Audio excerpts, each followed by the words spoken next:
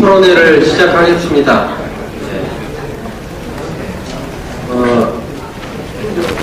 기초 토론은 이제 들으셨고, 지역에서 논의원과까지 포함해서 의견까지 자유롭게 말씀을 하시면 다 기록되고 있고요. 정리하고 있습니다.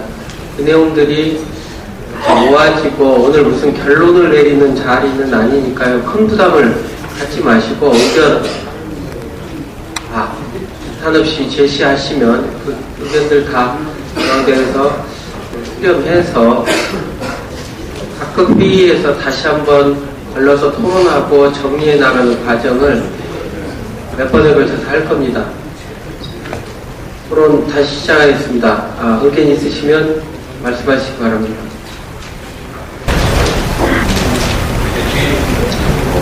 우리 서교 의원님. 네, 진보정의당 서교 의원입니다.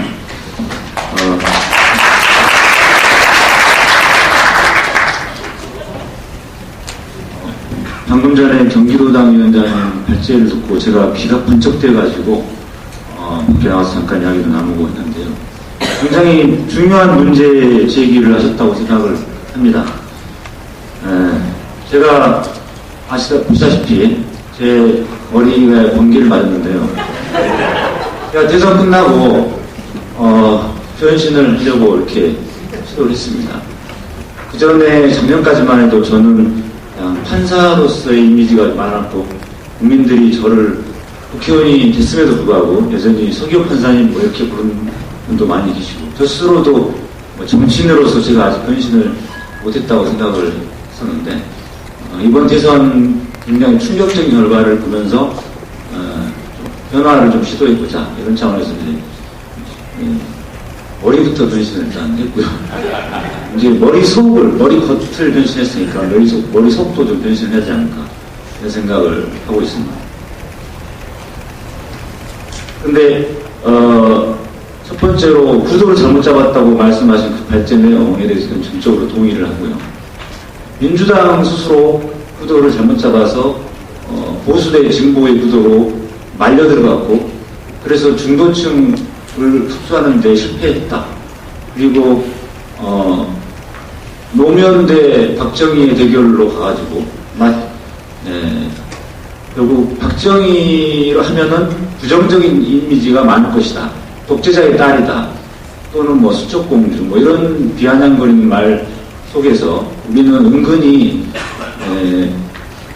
노무현 대 박정희 대결로 갔을 때 이길 것이다 라는 막연한 희망이 있었지 않았느냐, 그렇게 민주당 쪽에서 설정하지 않았느냐 라는 생각을 갖게 되었습니다. 대선 끝나고 나서. 그리고 진보정의당 저 역시도 그런 기대를 막연히 있었던 그런 근거 없는 낙관주의에 빠져 있었다 라고 저 스스로도 반성을 해봅니다. 그리고 저희 진보정의당도 마찬가지로 비슷한 오류를 범했다고 생각하는데 진보정의당이 이번 선거에서 목표로 내세웠던 게 진보적 정권교체였습니다. 그런데 그 표현이 어떻게 보면은 맞는 말 같은데 굉장히 공허한 내용이었던 거죠. 어떻게 우리의 역량이 진보적으로 정권교체를 할 수 있는 진보적으로 정권교체로 견인할 수 있는 능력이 안 되는데 진보적 정권교체를 우리가 내세울 수 있느냐라는 게 하나가 있고요. 또 한 가지, 과연 이번 선거가 진보적으로 정권교체하는 게 중요하냐, 보수적으로 정권교체하는 게 중요하냐, 이런 구도가 아니었는데도 불구하고 진보적 정권교체를 내세웠다는 거죠.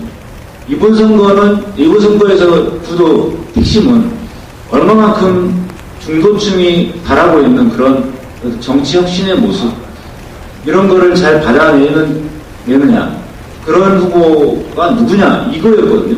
그런데 그 점을 박근혜 후보가 경제민주화라든가 김종인을 내세우면서 사실 혁신하는 모습을 보였었고, 반대로 민주당은 그런 모습을 보이지 못했죠. 친노 기득권을 내놓지도 못했고, 거기에 대해서 안철수 후보가 그나마 출마 선언을 하면서부터 그러한 그 정치 혁신을 굉장히 강조하고 심지어 국회의원 정수 축소라고 하는 그 파격적인 이야기까지 했습니다.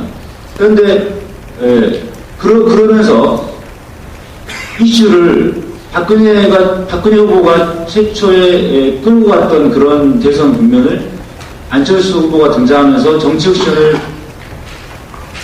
핵심적으로 내걸면서 새정치 공동선언 뭐 이런 거 이끌어내면서 분명히 이슈를 선점했다고 생각합니다. 중간층이 굉장히 동요하고 안철수 쪽에 많이 흡수될 뻔했다라고 생각을 하는데요. 그런데 그 부분에 대해서 민주당은 정치 혁신에 대한 것을 받아안지 못했고 결국 다시 단일화가 실패하면서 박근혜 쪽으로 중간층, 중도에서 부동층에 있던 분들이 막판에 박근혜 후보로 쏠렸다라고 생각합니다. 거기에 대해서 진보정의당도 좀 일조한 거 아닌가 하는 생각이 들거든요. 왜냐하면 안철수 후보가 출마를 했을 때 출마 선언하고 그 뒤에 뭐 국회의원 정수 축소라든가 약간의 파격적인 주장을 했을 때 우리도 은근히 좀 안철수 후보가 정치를 잘 모르면서 너무 무리한 주장한다 이런 생각을 했었던 것 같고요. 그 다음에 결국 문재인으로 단일화되지 않겠느냐라는 생각을 가지면서 우리가 뭐 대외적으로 안철수 지지는 문재인 쪽 지지 선언을 한 건 아니지만 은근히 문재인 후보로의 단일화를 준비하고 있었던 거 아닌가. 그러면서 어떻게 보면 이번 대선에서 아무런 역할을 못하고 결국 민주당 이중대 같은 비슷한 역할을 이렇게 머물렀다. 다 지나고 나서 저도 이제 뭐 끝나고 나서 생각이 난 거라서 저 역시도 많은 좀 반성을 하고 있는데 그 당시에 우리가 진보적 정권 교체 이런 거를 내걸 게 아니라 오히려 그 중간층이 바라는 그 정치 혁신의 모습들을 제기하면서 선거구제 제도의 개편이라든가 이런 거 있지 않습니까? 지역의 깃발만 꽂으면 당선되는 이런 선거구도, 이런 선거제도 바꾸자라든가, 그 다음에 뭐 국회의원들의 연금 축소, 폐지 이런 것들을 우리가 뭐 그것보다 더 강력한 대안들을 좀 제시하면서, 파격적인 거 제시하면서, 정말 새누리당이나 민주당이나 똑같은 그런 국회의원 기득권을 갖고 있는 그런 정당들과 다른 모습, 정말 참신하고 새로운 모습으로 이렇게 정치 혁신을 이루는데 우리도 앞장서는 그러한 공약들을 내걸면서 했다면, 그러면서 안철수 쪽과의 뭐 꼭 연대를 하지 않더라도 안철수 현상으로 나타난 국민들의 열망을 우리가 담아냈다면 더 낫지 않았을까라는 생각을 발제를 들으면서 했습니다. 그래서 결국 정리하자면 민주당 스스로도 뭐 보수 대 진보의 구도, 친노 대 노무현 대 박정희의 구도, 그런 구도로 가서 박근혜 후보를 독재자의 딸이라든가 뭐 수첩공주라든가 하면서 너무 얕잡아 본 거, 이게 굉장히 큰 피해였다고 생각을 하고, 또 진보정의당 우리 스스로도 비슷한 생각을 했다라는 거죠. 사실 저 역시도 TV 토론 보면서 박근혜 후보가 문재인 후보가 박근혜 후보에게 이명박 대통령이 실정을 할 때 도대체 당신은 뭐 하셨습니까? 라고 물었을 때 그러니까 대통령 하려고 하는 거 아닙니까? 이런 황당한 답변을 하는 걸 보면서 어떻게 저런 사람이 대통령 후보가 되려고 하냐. 이번 게임 끝났다. 저도 이렇게 솔직히 생각을 했는데 나중에 굉장히 반성이 되더라고요. 그 부분이 오히려 그런 이명박과 박근혜를 동일시해가지고 박근혜도 이명박 대통령의 실정에 책임이 있다라고 하는 그런 주장이 절대 국민들에게 먹혀들어가지 않았다는 것이 결국 이번 대선 결과에서 증명이 되어버린 거죠.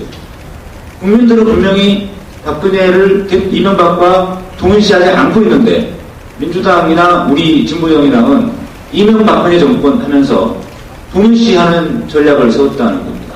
그것은 전혀 먹혀들어가지 않았다는 거죠. 그래서 그런 쪽으로 가서 정권 교체, 이명박 정권의 실패를 박근혜 정권이 또 맡으면 연장될 것이니까 그러니까 정권 교체된다. 그리고 가급적이면 진보적으로 정권 교체한다. 이런 식으로 우리가 구도를 설정한 것이 국민의 민심을 제대로 전혀 읽지 못했던 것이다. 라고 대선 끝나고 나서 생각이 들었던 거죠. 그래서 앞으로도 우리가 우리 진보정의당이 나아갈 길과 관련해서도 저는 이런 생각이 듭니다. 우리가 너무 진보 내지는 노동 중심성 뭐 이런 거에 너무 집착해가지고 자꾸 뭔가 그런 쪽의 의제들을 집중적으로 던져야만 우리가 정체성이 살고 확립되고 뭔가 살아날 길이다라고 생각하는 것은 좀 오산 아니냐. 그건 좀 기존의 진보정당이 10년 이상 해왔던 그런 진보정당 해오셨던 분들 사이에서의 관성적인 모습이 아닌가라는 저는 생각합니다. 저는 솔직히 진보정당 운동을 해본 적도 없고 작년에 처음 정치를 입문했기 때문에 사실 진보정당이 그동안 어떻게 해왔는지 솔직히 잘 모릅니다. 하지만 적어도 제가 자신있게 말씀드릴 수 있는 것은 제가 대선 끝나고 굉장히 많은 사람들 만났습니다만은 제가 만났던 많은 사람들은 다 민주당도 별로 안 좋아하고 새누리당 당연히 싫어하는 야권 성향이면서 민주당도 안 좋아하는 그렇지만 뭔가 정치가 좀 바뀌었으면 하고 바라는 그런 평범한 국민들이었습니다. 제 주변에 있는 분들은. 이런 분들이 다 같이 한결같이 열망하는 것이 바로 정치 혁신입니다. 정치 혁신. 그리고 국회의원들 의원 특권 폐지 이런 거. 기존 정치권이 좀 국민들과 괴리를 좀 좁혀줬으면 좋겠다. 정치인들끼리 그들만의 이익으로 좀 제발 하지 말고 국민들이 관심이 평범하게 직장생활하고 평범하게 그 가정생활을 꾸리고 있는 국민들이 관심 있는 주제에 대해서 좀 적극 나서면 좋겠다. 그런 좀 참신하게 나왔으면 좋겠다. 이게 바로 지금 우리 국민들이 바라는 모습이더라고요. 대선 끝나고 제가 만나보니까. 그렇다면 우리 진보정의당이 제3의 당으로서 민주당, 새누리당도 싫고 민주당도 좀 마음에 안 들어하는 그런 많은 사람들에게 그런 의제들을 적극적으로 던져서 안철수 신당과 뭐 꼭 연대를 뭐 하지는 못하더라도 하면 더 좋겠지만 안철수 후보, 안철수 세력도 그러한 국민들의 그 열망을 안철수 현상으로 나타난 그 열망을 바라기 위해서 여러 가지 정치 혁신의 의제들을 많이 던졌지 않습니까? 대선 때도 그렇고 앞으로도 그럴 거라고 생각합니다. 그런 부분에서 저희도 그 부분과 비슷한 주제들을 던지면서 그 중에서도 뭐 우리가 좀 더 진보적인 생활적인 의제들을 던지면서 민주당의 좀 관성적인 모습 그리고 정치권의 기득권 체제 뭐 이런 것들을 좀 과감하게 깨고 던지는 문제제기하는 이런 모습들을 보여주는 것이 우리 진보정의당이 나아갈 길이야 되지 않을까. 이번 대선 평가에서 바로 진보정이 나아갈 길이 나온다고 생각을 합니다. 예상입니다. 제가 사회과학적으로 정립이 된 방법론인지 모르겠는데 유시민 전 대표가 쓴 책에서 국가의 발전 단계를 4가지로 이렇게 얘기한 거를 본 적이 있어요. 안보국가, 발전국가, 민주국가, 복지국가 이렇게 나눠서 얘기를 하시더라고요. 그리고 또 비동시성의 동시성이란 말이 있는데 우리나라가 짧은 기간 압축 성장하다 보니까 각 세대별로 살아온 삶이 많이 다르거든요. 그러니까 좀 도식화를 하는 것 같긴 한데 우리가 아니죠. 문재인 후보가 압도적으로 지금 60대 이상은 어떻게 보면 안보국가를 살아오신 분들이고 전쟁을 겪었으니까요. 50대는 발전국가를 살아왔다고 부를 수 있을 것 같고 40대는 80년대 민주화 과정을 겪었으니까 민주국가 그리고 저 같은 30대나 20대는 복지국가라는 단문이 좀 생겨나기 시작한 시대를 살았다고 생각하는데요. 이번 대선이 사실 2% 더 얻었으면 이긴 선거였단 말입니다. 그러면 각 이렇게 세대별로 좀 더 현명한 접근을 통해서 표를 조금만 더 받았으면 이기는 건데 60대 이상은 거의 압도적으로 졌어요. 제가 생각할 때는 문재인 후보가 진정성이나 정책의 취지는 다 저도 동의를 하면서도 DMZ 경기장이나 군 복무기간 단축 또는 제주도 해군기지 이런 문제들에 있어서 공격을 받을 수 있는 빌미를 줄 수 있는 거를 조금 경솔하게 말씀하신 게 아닌가. 그리고 50대 발전국가 세대를 살아오신 분들에 대한 접근을 얘기하자면 아까 그 홍영표 서울시당 위원장님도 말씀하셨지만 우리는 성장 담론이나 이런 거에 대해서 너무 신경질적으로 우비판적으로 무조건 반대하는 게 아닌가, 놓친 게 아닌가 이런 생각해요. 그리고 뭐 민주 쪽에는 거의 이론이 없을 테고 새누리당도 받아들이니까 일정 부분 복지국가 담론이 있어서라면 택시법 같은 경우가 좀 대표적인데요. 그 진정성이나 취지는 모르는 게 아닙니다만 이런 우려를 많이 해요. 택시 회사들이 이중 삼중 장부 많이 만들고 국가로부터 지원받은 것 그거 택시 경영자들이나 뭐 자본가에게 갈 수 있다 이런 비판 많이 하고요. 택시 산업이 과연 정말 뭐 대중교통으로서 지금 바로 인정받아도 되는가, 어떤 전제 조건이 필요하지 않은가 이런 비판이 굉장히 많습니다. 이건 하나의 단적인 예고요. 그렇게 보면 안보국가 세대를 살아온 분들에게는 당장 북한의 위협을 몸으로 겪은 분들에게 설득할 수 있는 어떤 논리, 계기 그런 거 주시지 못했고 발전국가에 살아오신 분들에게도 그분들 입장에서는 좀 무능하고 뭐 맨날 시위만 하고 이렇게 인식되어 온 것을 회피하지 못했고 또 복지국가 담론에 있어서도 너무 개별 이익집단, 이해관계자들에게 모든 요구를 마치 수용하는 것처럼 그래서 국가의 기강, 재정, 건전성을 해칠 수 있는 그런 위험한 집단으로 인식되게 하는 걸 좀 자초한 면이 있다고 생각합니다. 그래서 제가 드리는 말씀은 저는 예전에는 새누리당, 한나라당이 없어질 수도 있다고 생각을 했어요. 한나라당이 없어지고 민주당이 보수 정당이 되고 우리가 진보 정당이 되면 그러면 나라가 제대로 돌아갈 것이다 생각했는데 4.11 총선이랑 대선을 보니까 새누리당은 정말 없어지기가 힘들겠더라고요. 걔네 존재는 상승 인정을 해야 돼요. 옳고 그른가 문제없이, 상관없이. 그렇게 보면 우리 당의 목적은 언젠가 우리도 집권해야 되지 않습니까? 그렇다면 새누리당을 상수로 인정하고 우리가 집권도 언젠가 하고 하려면 이 네 가지 세대들에 대해서 잘 접근을 해야 된다고 생각하는데요. 안보국가 그런 삶을 살아오신 분들에게는 우리가 안보적으로 불안하지 않다는 것을 설득을 할 수도 있어야 돼요. 그러려면 북한에 대해 평화롭게 이렇게 대화하려는 건 당연히 옳습니다. 뭐 김대중 노무현 정부의 취지도 다 기조도 다 옳았다고 보는데 그럼에도 불구하고 왜 새누리당이 힘으로를 가지느냐. 그리고 안철수 후보가 뭐 제가 그 사람이 후보가 됐다고 당선됐을 거라는 그런 일각의 얘기에 동의하진 않지만 안철수 후보가 많은 지지를 얻었던 것, 문재인 후보가 얻지 못한 지지를 얻었던 것은 안철수 후보가 경제는 진보, 안보는 보수 이런 프레임을 내세웠는데 그게 좀 먹힌 면이 있었던 것 같아요. 우리도 그런 걸 참조할 필요는 없겠는가. 그리고 좀 마치 몽상적인 평화지향주의 이런 게 우리한테도 보이거든요. 우리 진보 진영 안에서.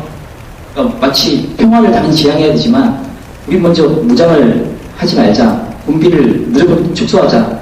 이렇게 되면 실제 이웃 국가들의 위협으로부터 우리를 지키지 못하는 그래서 일제의 강점당 때 이런 현상을 또다시 겪을 수도 있는데 비극을 그래서 좀 몽상적인 평화지향주의 같은 거 우리가 버려야 되지 않나. 복지가 더 중요하지만 안보에 대한 투자가 더 효율적으로 뭐 비리 이런 걸로 쓰는 돈 줄여가면서 할 것은 하고 그리고 또 발전 국가 산업의 삶을 살아오신 분들을 설득할 수 있도록 우리가 성장 담론에도 관심을 가지고 단순히 투쟁만 할 게 아니라 생산성을 높이는 방안도 같이 연구할 수 있도록 이런 식으로 하고 또 복지국가 담론에 있어서도 복지도 효율적으로 해야 된다고 생각해요. 그 시민사회 활동을 할 때도 미국에서는 RSOI라고 해서 사회적 투자 효율성 이런 걸 따진다고 하는데 우리도 아까 택시법 예를 들었지만 무조건 사회적 약자들이 요구하는 거라면 무비판적으로 다 좋아요 이렇게 하는 게 아니라 뭐 경제학을 제가 전공했는데 냉철한 이성, 따뜻한 가슴이란 말이 있습니다. 새누리당은 이성만 있고요. 우리는 좀 가슴만 있는 것 같아요. 우리가 두 가지를 다 겸비할 수 있는 모습을 보여줘서 국가를 경영할 수 있는, 국가를 통치할 수 있는 그런 진보정당이라는 모습을 보여주지 않으면 이번 대선에서 우리는 교훈을 얻지 못하는 거라고 생각합니다. 감사합니다. 잠시 김밥을 먹는 시간을 저녁 식사하는 시간을 드리고요. 그 사이에 의견들을 좀 준비하시고 간단하게 다시 시작하면 이제 이미 무엇을 할 것인가 이걸로 좀 넘어가 있는데 간단한 발제도 할 겁니다. 말하자면 사실 현실적으로 우리가 어떤 정당을 만들고 진보하면 이제 야당이 진보가 되어버렸어요. 야당 전체가 그래서 진보 우리가 가져야 할 진보의 정체성이 무언가라도 좀 고민해보시고 의견도 나눠보시고 우리의 진보의 내용을 갖고 분명하게 어필할 수 있는 그런 정당으로 나아가는 길까지 한번 잠깐 고민하는 시간을 갖고요. 그러면 한 20분 정도 드릴게요. 많이 드렸으면 좋겠는데 20분 드리겠습니다. 50분까지 식사하시기로 하겠습니다. 새누리당 정권연장과 당 나아갈 길에 대해서 방향을 잡는 의미에서 간단하게 우리 사무총장님이 사실은 중간 발제가 되어버렸는데요. 하고 약 1시간 정도 우리가 토론하고 7시까지 토론하고 마무리까지 하겠습니다. 예, 배부해드린 자료집 51쪽부터 참고하시면 되겠습니다. 내일 모레 최고위원회에서 일정이 결정이 되겠습니다만은 1월 말 전후에 전국위원회가 예정되어 있고 그때까지는 오늘 토론회를 시작으로 해서 당의 어떤 진로에 관한 많은 의견들을 모으고 1월 말 전후에 전국위원회에서 여러 가지 사업 계획의 형식으로 상당 부분 반영이 되고 또 이제 저희가 얘기했던 2단계 창당 문제는 정세와도 굉장히 긴밀한 연관이 있기 때문에 사실 1월달에 토론으로 완전히 완결로 간다 이런 개념보다도 상당히 큰 틀은 잡아놓되 여러 가지 정세 변화에 맞추어서 또 우리 당내 의견을 모아가야 되지 않을까 싶습니다. 지금 제가 발췌해 드리는 내용은 지난주 일주일 동안 최고위원회를 중심으로 해서 논의된 내용이고요. 아직 이게 확정적인 내용은 아니고 토론을 위해서 토론의 시작으로서의 어떤 제시를 한번 해보는 그런 내용으로 이해를 하시면 되겠습니다. 51쪽에 그 정치정세 전망입니다. 그래서 2013년도 상반기의 주요한 키워드는 현재 박근혜 당선자의 소위 국민대통합, 과연 이런 부분들이 제대로 어떤 성과 있게 추진이 될 건지의 여부가 또 하나가 될 것 같고요. 또 하나는 역시 안철수 신당, 역시 이게 또 중요한 키워드가 되지 않을까 싶습니다. 그리고 진보정치 입장에서는 결국에 혁신의 문제가 굉장히 큰 것 같습니다. 지난번에 경남도지사 선거평가에 갔었는데 경남도지사 선거운동을 하면서 사실 통합진보당과의 연대 문제가 굉장히 크게 불거졌었고요. 역시 선거가 끝나고 나니까 다음 지방선거 때문에 사실 통합 문제에 대한 얘기들이 선거평가에 상당히 많이 나왔습니다.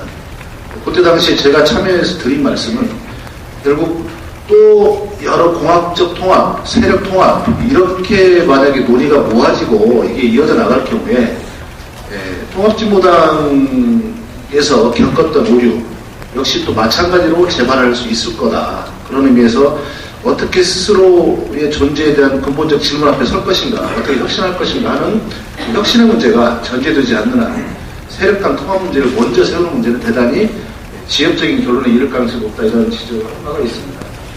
어쨌든 진보 정치에 있어서 혁신이 없이는 세상이 불투명하다 이런 문제의식들을 공통적으로 가지고 있다는 보고를 드립니다. 52쪽입니다. 정치적 조건과 현황인데요. 현재 2단계 창당을 저희가 명시하고 있습니다. 지난 10월 21일 날 저희가 창당하면서 저희 창당은 과도 창당이라고 명시를 했고요.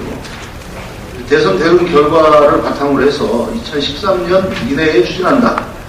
그다음 노동진보진영 혁신진보세력과 함께하는 명실상부한 진보 대표정당으로 창당하는 방안으로 결정을 한 바가 있습니다. 여기부터 출발을 해서 변화된 정세에 어떻게 이러한 취지를 부응할 것인가 하는 게 이제 저희들의 고민이 될 것 같습니다. 그리고 2단계 창당에 대한 구체적 상을 재정립하는 그 과제가 우리 앞에 크게 있는 것 같고요. 대선에서 패배한 현실, 그리고 현재 노동진영 내부에서 제2창당, 2단계 창당에 실질적으로 참여할 수 있을 것인가 이런 부분에 대해서는 대체적으로 대단히 어려운 상황이라는 평가가 지배적인 것 같습니다. 그러면 제2단계 창당의 구체적인 상이 과연 뭘 것이냐 하는 문제에 대해서 어떤 세력, 함께할 수 있는 세력에 대한 어떤 이런 문제보다도 결국에 어떻게 달라지고 실제 이 달라짐을 통해서 누가 참여할 수 있을지를 모색해야 되는 그런 상황이 아닌가라고 저는 보고 있습니다.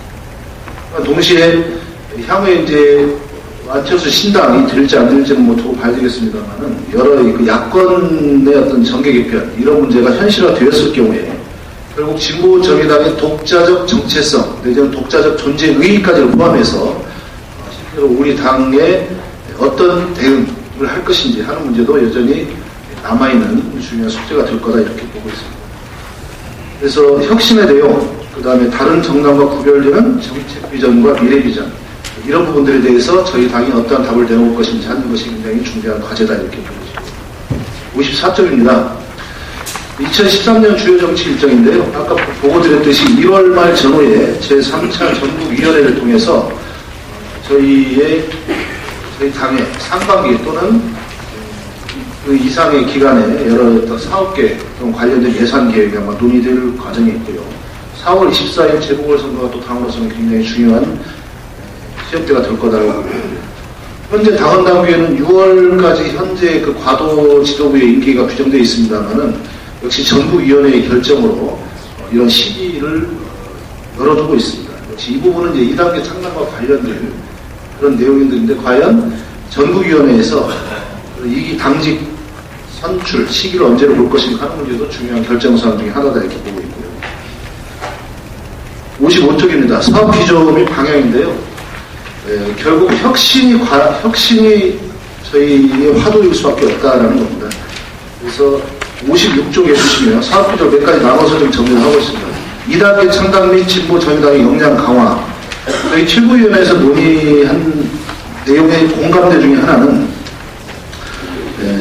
결국 역량 강화의 문제와 2단계 창당의 문제가 별개로 있거나 배치되는 이런 문제에서 곤란하지 않느냐 하는 문제입니다. 그래서 역량 강화는 역량 강화대로 또 2단계 창당 전략에 대한 문제는 2단계 창당 전략대로 역시 병행 추진해야 되는 거 아닌가 하는 문제의식이 대체적이었다고 보고 드립니다. 그리고 적어도 진보정의당의 역량을 강화하는 이제 기본적인 노력이 없이 2단계 창당이라는 것이 사실 가능하겠는가 하는 회의가 있습니다. 그래서 향후에 어떻게 혁신할 건지, 그 다음에 우리 혁신 방안에 대해서 우리 당 내외를 포함해서 논의의 장을 얼마나 확장해 나갈 건지, 그리고 그 과정에서 우리가 과도 창당이라고 명시했기 때문에 정말 낮은 자세로 많은 분들과 논의를 열고 실제 함께 할 수 있는 자세를 가지고 갈 건지 하는 이런 문제들이 저희가 제2단계 창당 및 우리 당의 역량 강화를 하는 데 있어서 기본적으로 필요한 자세 아닌가. 거기에 나오는 문제들이 이제 57쪽의 예시로 한번 저희가 제시를 해드립니다. 그래서 진보정치 혁신에 대한 경청 프로그램 많이 듣자. 그 다음에 제2창당 기획단 구성에 대한 검토도 필요하지 않은가. 그리고 적어도 현재 5개 시도당만 법적으로 창당되어 있습니다. 그래서 저희 주요 기본 시도당, 또 지역위원회에 대한 어떤 창당 사업을 어느 속도로 어떤 시기까지 진행해 나갈 것인가 하는 문제. 그리고 6월까지로 되어 있는 현재 과도 지도부의 임기와 관련해서 제1차 전국동시 당직선거를 언제 치룰지 이런 문제들이 저희가 결정해서 주요 내용 드리겠습니다. 58쪽입니다. 이번 대선 결과에서 일치되게 얘기하고 있는 것은 민생 중심, 생활 진보 정치가 현재 박근혜 정부에 있어서 우리 진보 정의당의 제일 정치 전략이 돼야 되는 거 아닌가 하는 문제의식입니다.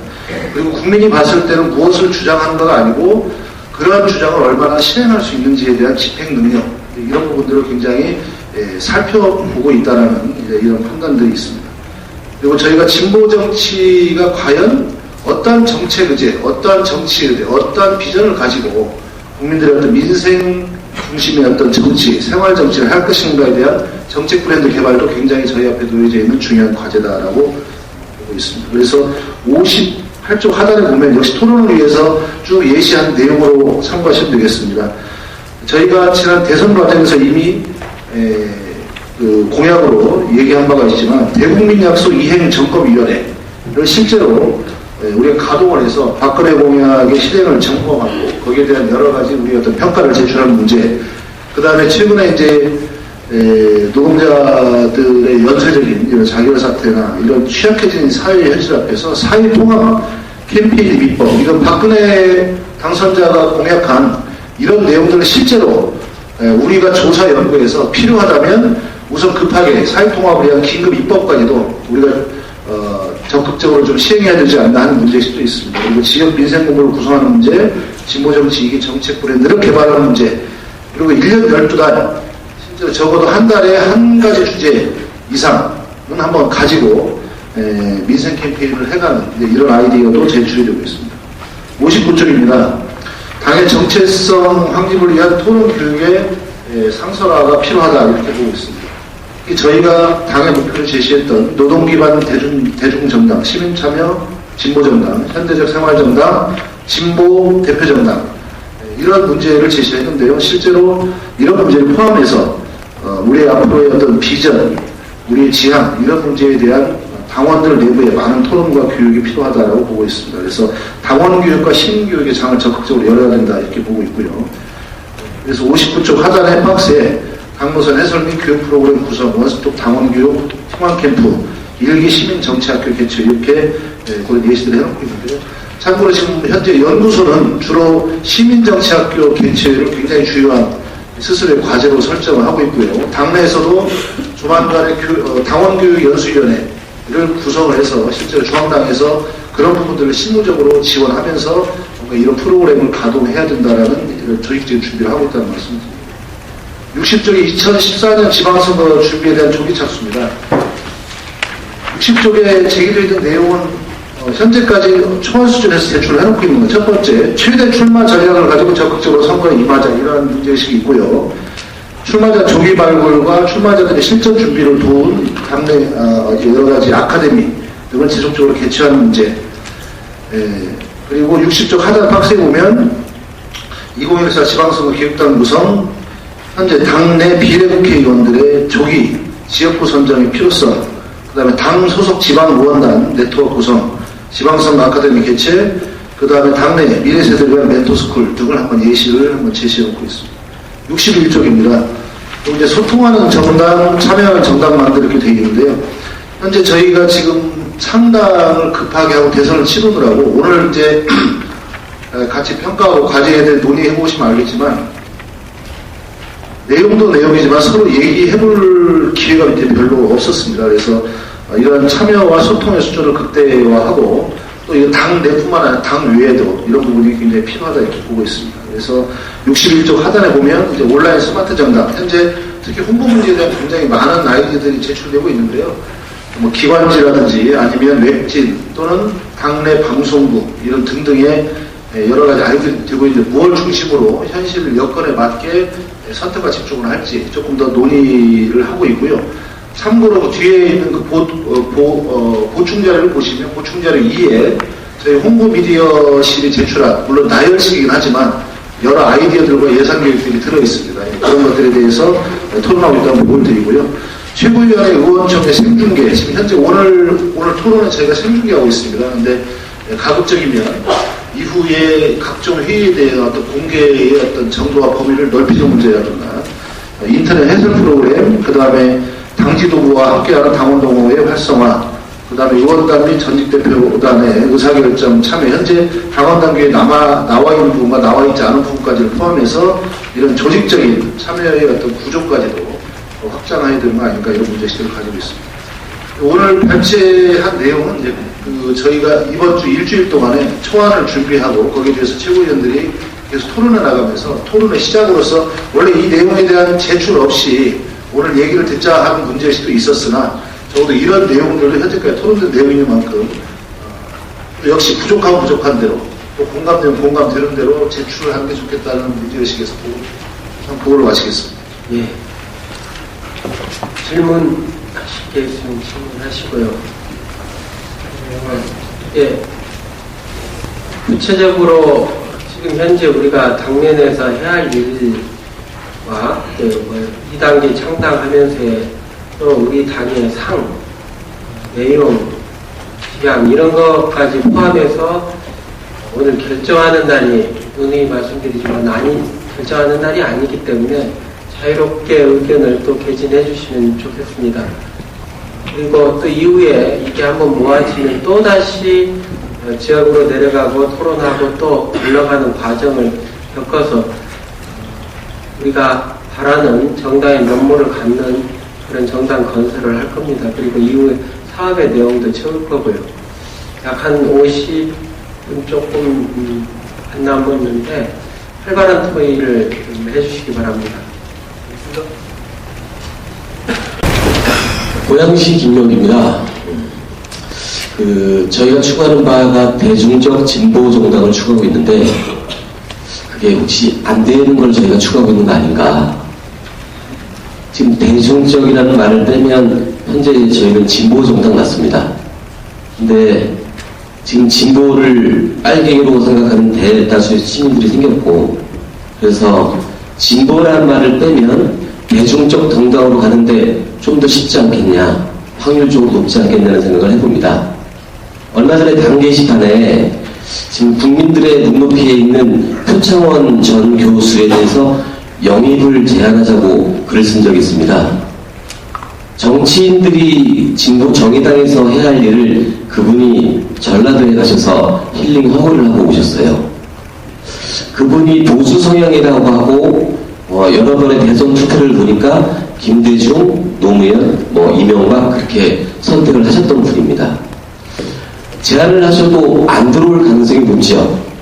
허나 당 지도부의 유력한 인사들이 함께 해달라고 제안해야 한다고 생각합니다. 혹시 그분이 안 들어오시고 그분이 지금의 정치에 관심이 없어도 추후에 당을 선택할 때 저희 당을 한번 생각해 볼 수 있다고 생각을 해요. 몇몇 댓글 다신 분 중에 그분은 보수다, 어떻게 우리 당하고 맞겠냐, 그럼 어떻게 대중적 진보 정당 하는 겁니까 도대체? 제가 그 말씀을 좀 드리고 싶고요.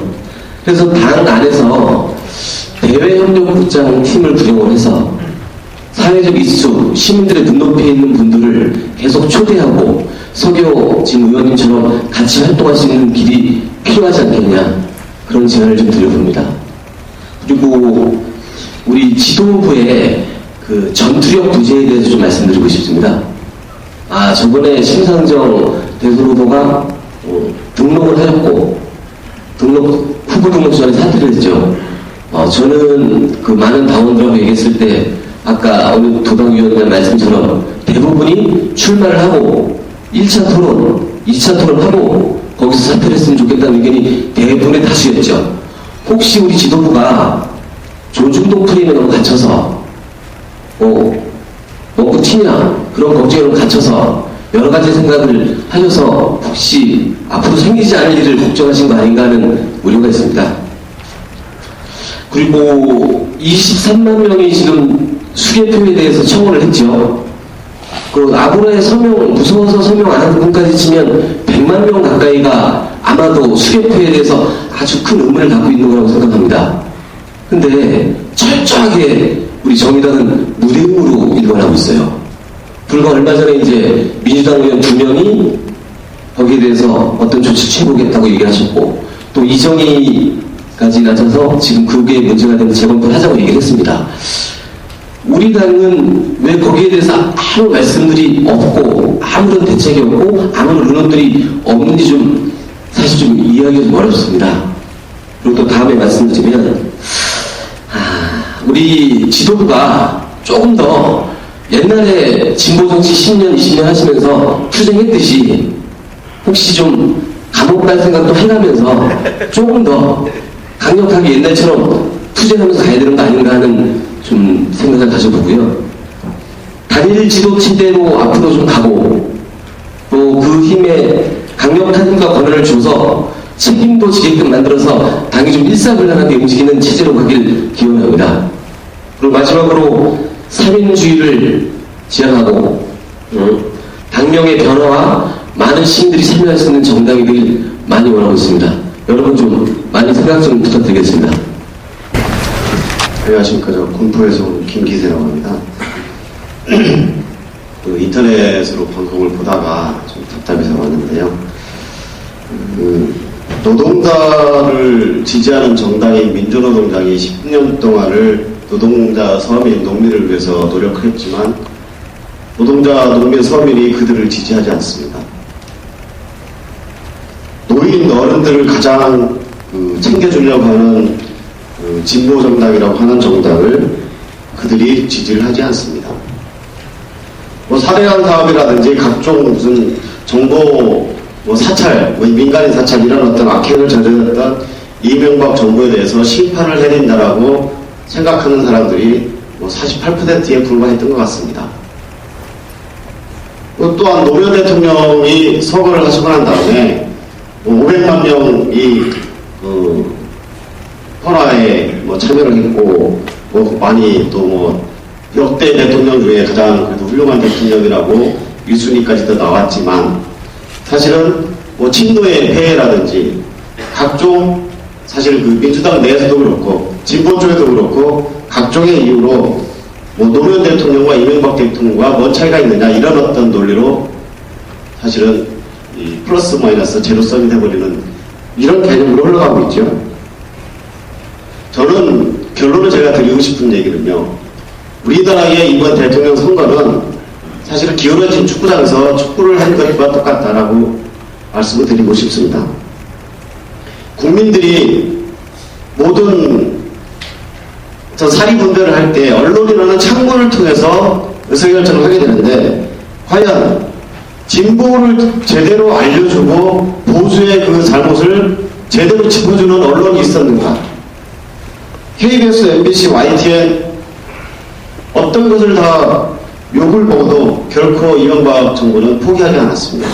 또한 종편 채널까지 만들었죠. 결국은 저는 지난 5년 아무리 이명박 정부가 잘못을 하고 박근혜 당선자의 그 소통, 불소통 이런 얘기를 하더라도 국민들은요 그냥 가랑비에 옷 젖듯이 아무런 논리도 없이 자연스럽게 정권 교체의 필요성, 문재인 또는 이명박 진보가 정권을 잡아야 되는지 그런 논리가 먹혀들지 않았습니다. 구조적으로. 저는 지금까지도 이렇게 보면 모든 우리나라 사회학의 가장 기본적인 갈등의 근원은 사실은 이 조중동류의 그 언론 환경이 있다라고 봅니다. 빨간 색깔이 안경을 쓰게 되면 세상은 다 빨개 보이고 까만색 선글라스를 보면 끼고 세상을 바라보면 세상은 다 검해 보입니다. 근데 우리나라 국민들은 조중동류의 일반적인 그 편파적인 보수 색깔 언론으로 모든 세상을 바라보고 있는 거죠. 그런 상황에서 저희가 진보를 외쳐봤자 그들 무슨 의미가 있을까 솔직히 이런 절망감이 너무 뼛속에 깊게 파고듭니다. 그래서 저도 사실 지금 대통령 선거에서 저는 졌다라고 생각하지는 않습니다. 다만 강탈당했다라는 그 느낌이 상당히 강한데 이 구조적인 언론 환경을 개선하지 않고서는 저희가 진보라는 이 야권이 정권을 잡아올 수 있을까요? 라는 이 절망감이 많이 들어갑니다. 그래서 최근에 이제 인터넷이나 언론 쪽에서 국민 TV 방송, 진보 언론 방송 이런 쪽에서 좀 얘기를 하고 있는데요. 저는 사실 저희 진보 정의당이 여러 가지를 이런 활동을 하고 있지만 제가 아까 오다가 스마트폰으로 유스트림을 봤습니다만 57명이 시청을 하고 있었습니다. 물론 홈페이지에서 몇 명이 보고 있는지 모르겠습니다. 결국에는 홍보, PR 마케팅 이런 어떤 부분들이 제대로 국민들에게 알려줘야지만이 여러분들께서 우리가 하고 있는 그 진심을 국민들이 알아볼 수 있게 하는 구조적인 시스템 그거를 갖춰놓지 않고선 저는 솔직히 패배감만이 들 것 같아요. 앞으로도. 그래서 저는 사실 저희 진보정의당이 새로운 대한 진보 언론을 만들기 위한 그런 어떤 부분들을 시민단체하고 좀 앞장서서 그런 부분을 좀 문제 제기하고 나름대로 그 전담자를 지정을 한다든지 해서 국민들의 그 욕구를 좀 했으면 좋겠다. 법으로 할 수 있으면 법으로 하고 어떤 그 네티즌들의 스스로 자발적인 성공을 모아서 하면 하고 그런 어떤 부분들 국회의원 7석 정도 있지 않습니까? 민주당 120 몇 석이 있는데 사실 그런 쪽으로 해서 일단 언론이 언론으로서의 기능을 제대로 할 수 있게 하기 위한 각종 할 수 있는 모든 행위들 그런 부분들을 좀 저는 구조적으로 저희 진보정의당이 사실은 깃발을 먼저 들었으면 좋겠다. 그런 생각이 좀 들고요. 지난번에 그 롬니하고 오바마 대통령이 사실은 박빙의 위치에서 왔다 갔다 하다가 결국에는 오바마가 이겼죠. 근데 어느 기사를 보니까요. 오바마가 이길 수 있었던 것은 롬니나 또는 오바마에게 치우치지 않는 언론 환경이 있었다라는 그런 기사를 봤습니다. 결국에는 노무현 대통령이 말씀하시던 깨어있는 시민, 김대중 대통령 말씀하셨던 행동하는 양심, 깨어있어야지 행동을 하고요. 행동을 해야지 바뀝니다. 국민들이 깨어있지 않으면 이 구조적인 것을 헤쳐나올 수 없다고 생각합니다. 그러니까 좀 거시적으로 그런 어떤 부분들을 사실 정치권에서 좀 제대로 짚어주시고 그런 어떤 환경들을 좀 변화해 나갔으면 좋겠습니다. 그렇게 되면 영문학으로 지역 갈등에 의해서 뭐 진보라는 그런 어떤 부분이 아니라 그런 어떤 구조적인 문제도 해결이 되고 역사에 대한 지금까지 왜곡된 이런 어떤 부분들도 해결될 거고 정치에 욕만 하면서 참여하지도 않던 무관심층에 있었던 사람들도 깨어있으면 참여를 하게 될 것이고요. 깨어있으면 저희 진보 정의당, 진보 정당을 지지하게 될 것이라고 생각합니다. 네, 이상입니다. 말씀하신 분들 손 한번 들어보시죠. 한 분, 또, 한 분, 두 분, 세 분, 네 분. 있죠? 그러면 한 분에 3분 정도씩 이겠습니다. 그래서 대충 다 이제 이해하시니까 요점만 간단하게 네 분만 말씀을 하시고 마무리하겠습니다. 이쪽에 계신 분부터 3분 이내로. 마이크. 예, 충북의 배병주입니다. 저는 이제 여러 가지 적어놨는데 시간이 없다고 하니까 저는 진보 정의당이 사회 여러 문제의 의제에 대해서 입장을 갖는 정당이었으면 좋겠습니다.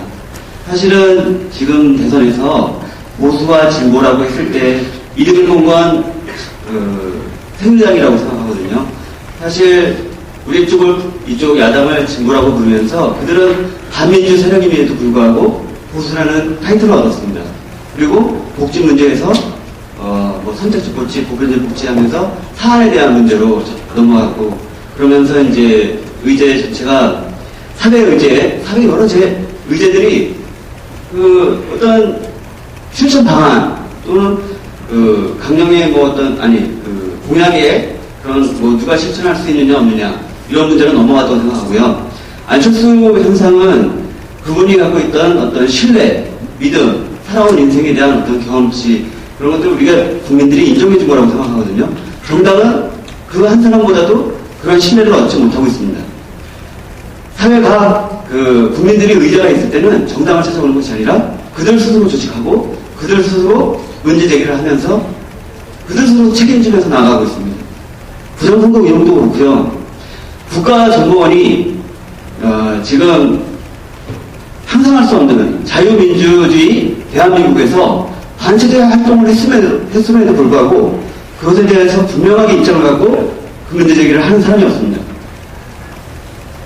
지금 우리 사회는 이렇게 흘러가고 있는데요. 진보 보수의 문제가 아닙니다. 지금 우리가 부정선거 의혹을 백화하는 게 아니라 부정선거 의혹 자체가 여러 사람들한테 문제 제기되는 이유가 있습니다.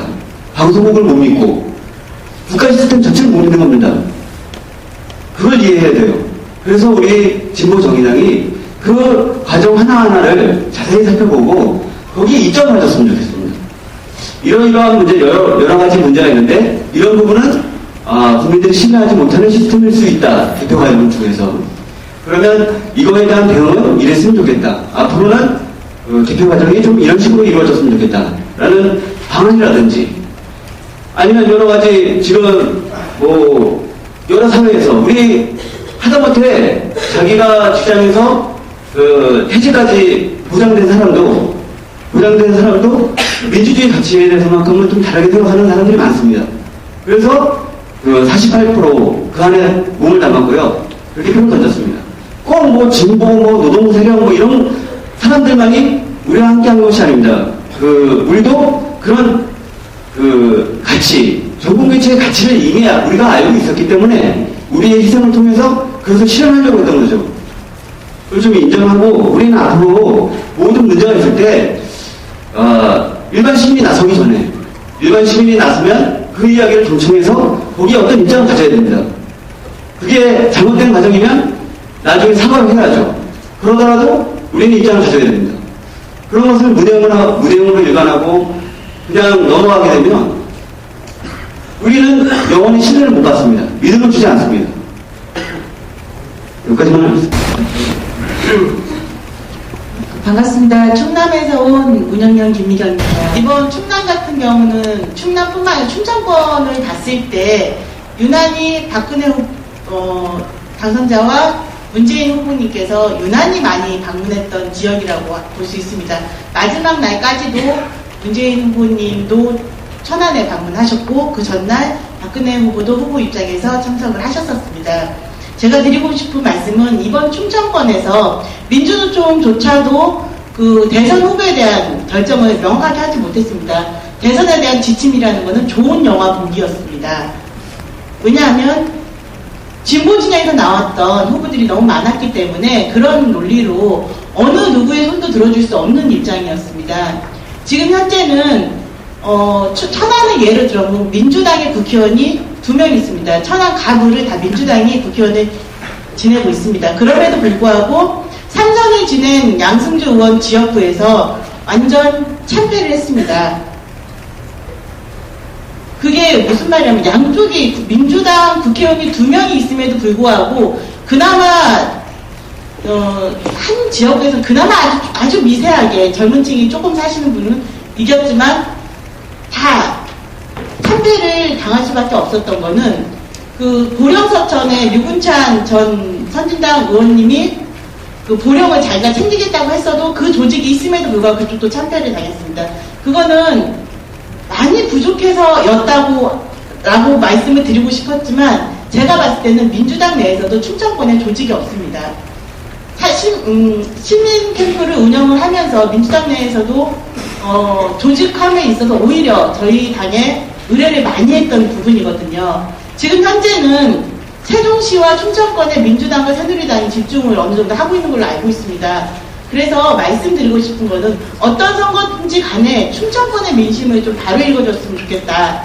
대전, 충북, 충남이 매번 정치하기 어려운 지역이라고 말씀들 하시는데 실질적으로 민주당과 새누리당을 제외한 진보 진영에서는 잡지를 못해요. 그런데 제가 생각해 이번 대선을 통해서 느낀 거는 우리가 충청권, 충남권에서는 제2정당이 될 수 있겠구나라고 생각을 했던 부분도 있습니다. 왜냐하면 시민사회단체가 어쩔 수 없이 민주당에 합류하는 부분도 있지만 진보에 갈망하는 게 굉장히 컸습니다. 그래서 아까 윤지용 운영위원께서 말씀하신 진보에 우리 당에서 할 수 있는 진보의 한계 그 부분에 대해서 명확하게 해주셨으면 좋겠고요. 또 하나 우리 당 사업비교 방향에 제시할 때 충청권에 대한 방향 제시도 어느 정도를 해주셨으면 좋겠습니다. 뭐 서울, 경기나 영호남 그쪽은 많은 분들이 활동하고 있지만 충청권은 사실상 어렵습니다. 그래서 부탁 한번 드리고 싶은 거는 제2창당이 된다고 하면 충청권에 대한 명확한 정책, 논의 그리고 끝없는 지속적 관심을 좀 하셔서 다음 지방선거 때는 충청권에서도 어느 정도 대안을 가지고 출마를 하시는 분들이 나왔으면 좋겠습니다. 이상입니다. 네. 사실 오늘 이제 많은 얘기들을 하셨습니다. 오늘 나온 얘기들을 우리가 좀 추릴 거예요. 그래서 좀 추려가지고 다시 그 부분에 몇 가지 쟁점으로 좀 나눠서 또 토론을 또 시작할 겁니다. 우리가 지금 굉장히 늦은 것 같은데 늦지 않았습니다. 그리고 너무 또 서둘러도 안 된다고 생각해요. 지금 작년에 이런 토론을 하자고 그러면 불가능했잖아요. 10일날 이렇게 한 10일 동안 연말이고 그리고 또 새해 들어서 사실 지금 10일밖에 안 됐거든요. 그런데 다른 당에 비해서 우리가 지금 많은 아쉬움이 있지만 그래도 빠르게 지금 토론하고 있고 이 토론 내용들이 내실 있게 다시 걸러지는 과정을 거칠 거라고 말씀을 분명하게 드릴 수 있고요. 그런 점에서 오늘 토론이 대단히 의미 있는 첫 출발이라고 생각합니다. 이런 토론회장을 만들어 주셔서 참여해 주셔서 너무도 감사하다는 말씀드리고 마지막으로 우리 우 대표님 말씀으로 오늘 회의를 마치겠습니다. 예, 여러분들 장시간 수고하셨습니다. 이게 안건화되어 가지고 치열하게 토론해서 하나하나 결판내는 회의도 아니고 또 이렇게 대표 선수들 이렇게 해서 막 난타하는 토론단도 아니고 해서 아마 좀 한편으로는 중요한 주제이기도 하지만 좀 지루하기도 하셨을 텐데 이 신년 할애 겸해서 만났다고 이렇게 좀 생각해 주시기 바라고요. 아까 제가 모두에서 말씀드렸다시피 시작입니다.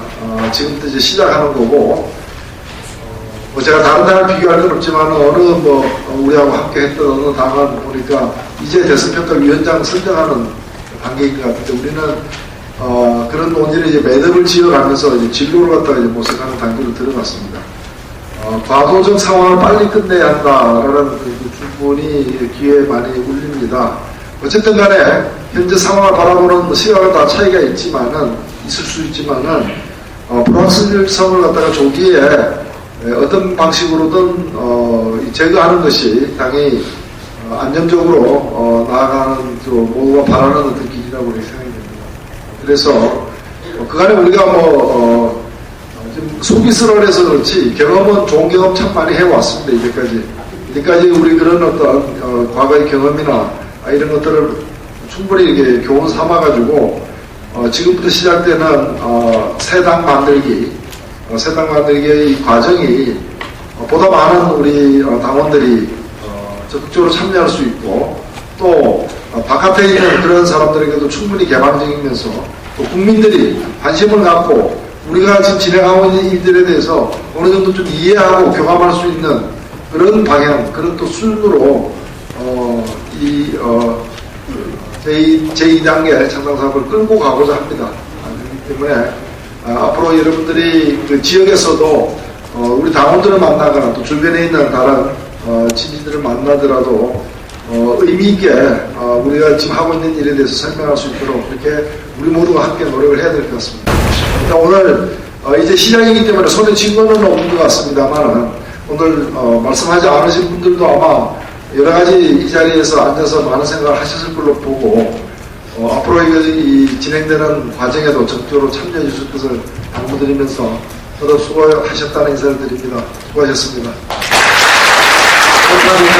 약속한 시간대로 7시 1분 지났습니다. 네, 감사합니다.